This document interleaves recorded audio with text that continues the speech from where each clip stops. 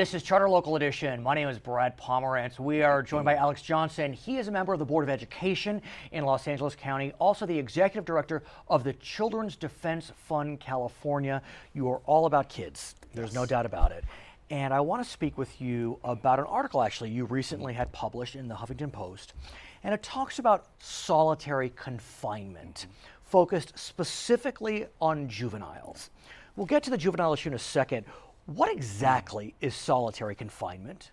So, thank you, Brad. Solitary confinement is essentially placing an individual who's in a detention facility, in a jail, in lockdown for 23, if not 24 of the hours of the day.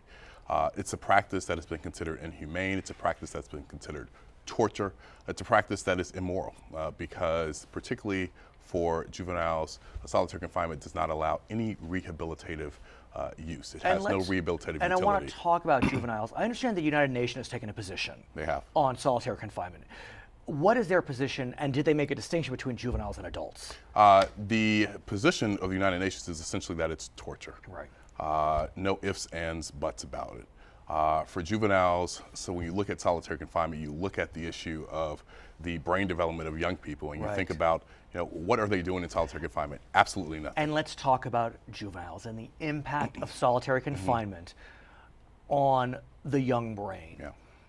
What is it the same? Meaning, is solitary the same for juveniles and adults? If you're in juvenile hall, if you're at Penny Lane or whatever it is, are you subject to the same type of solitary confinement that they get on death row?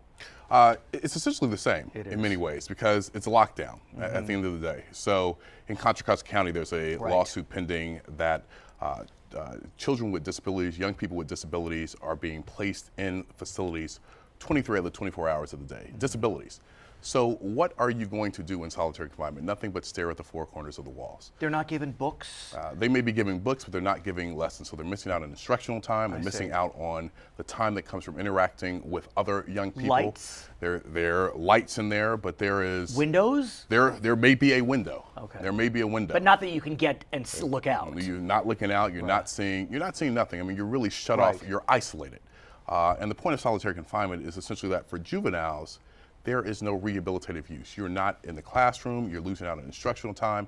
At the end of the day, if you're in a juvenile institution, the bottom line for you is to get a quality education. Right. So these are not, you're not talking about, and this is a whole other conversation, but juveniles tried as adults that wind up in adult prison.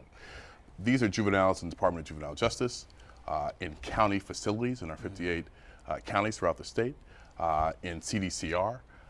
Those are the juveniles that we are talking about. I want to ask you about a young man. His name is Khalif Browder. Tell us about him, about his journey that ended in a tragic way. Khalif Browder was arrested on a robbery charge in New York City. He was placed in Rikers, which is one of the most infamous facilities in the country. Coincidentally, I used to be a prosecutor in the Bronx. New York, and so very familiar with Rikers Island. Khalif was there for almost in solitary confinement for about 800 days. Why?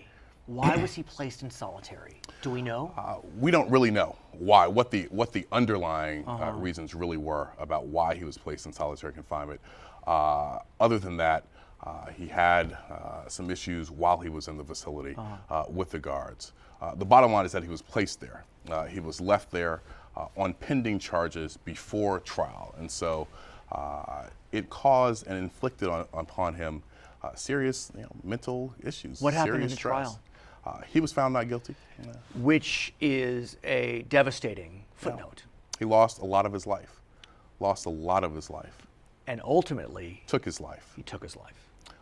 And what did he say in the weeks prior to committing suicide? He essentially talked about the toll that solitary confinement had taken on him, and the feelings of just being boxed in, and it translated to his life after he got out, because he took his life not too long after we thought he had started to become and go back onto the road to rehabilitation and transitioning back into society. So as the executive director of the Children's Defense Fund here in the great state of California, you are a significant sponsor of some legislation Yes. that would look at this very issue Yes. of solitary confinement as it relates to juveniles. Currently, Senator Leno is carrying SB 124. What can you tell us about this bill? Are you calling for a complete ban of solitary confinement of juveniles? So this bill does not call for a complete ban of solitary confinement, but it seeks to place severe restrictions and limitations on solitary confinement. Why not a complete ban? Well, it's part of the incrementalism of legislation in some way. This is a bill that has been in the Assembly for about 3 or 4 years. It had a previous sponsor, did not move forward, and so we actually want to move the ball forward this time. But what it does do, which is most striking and most important, is that it will create a uniform definition of solitary confinement. Right now, it's just an ad hoc, wild west in terms of how solitary confinement is applied. There are euphemisms that some use. They call it behavior management. They call it isolation. They call it putting someone in their cell. But at the end of the day, it's solitary confinement. When you isolate a young person for 23 or 24 hours, when you put them locked in a cage for that period of time without access to their peers, without access to education, without access to just the outside, that's solitary confinement. Under SB 124, when would solitary confinement be permitted of a juvenile? Well, there would be severe restrictions on solitary confinement. So, for example, when the officers are doing shift change in a county facility, that would be an example of when someone can be placed in the cell and left there for a specified period of time. But any time that you are going over 30 minutes to an hour during that shift change, during some institutional administrative function, and you're just leaving a young person there for hours and days and weeks on end, that is solitary confinement. And so this will, in the bill, it will codify and it will define solitary confinement in a way, and it provides some accountability. It seeks to also ensure the added effects that it seeks to ensure that we are reducing litigation costs that have come about as a result of solitary confinement. And so it also empowers us to give some more support to our young people, some more support to our probation officers. Would California be a forerunner on this, or have other states' jurisdictions already looked at banning or severely limiting the practice? 10 states have. California's behind the curve, right? So Oklahoma, Connecticut, Massachusetts, Oklahoma, of all states, Massachusetts, Connecticut, New York just banned solitary confinement. So we are catching up. These are bans. These are bans. So we're not even going as far, assuming SB 124 becomes law, as these other jurisdictions. Yes. We're not going as far, but we will get there. So that's the next push. But if we add these definitions, if we place these limitations on solitary confinement, we will have done more than we have in the past. What are your friends on the criminal justice side saying about SB 124? Is there support? They're supporting it. So you have not just Public Counsel, Youth Justice Coalition, and Ella Baker Center for Human Rights. But what about, I'll call it, the more law and order types?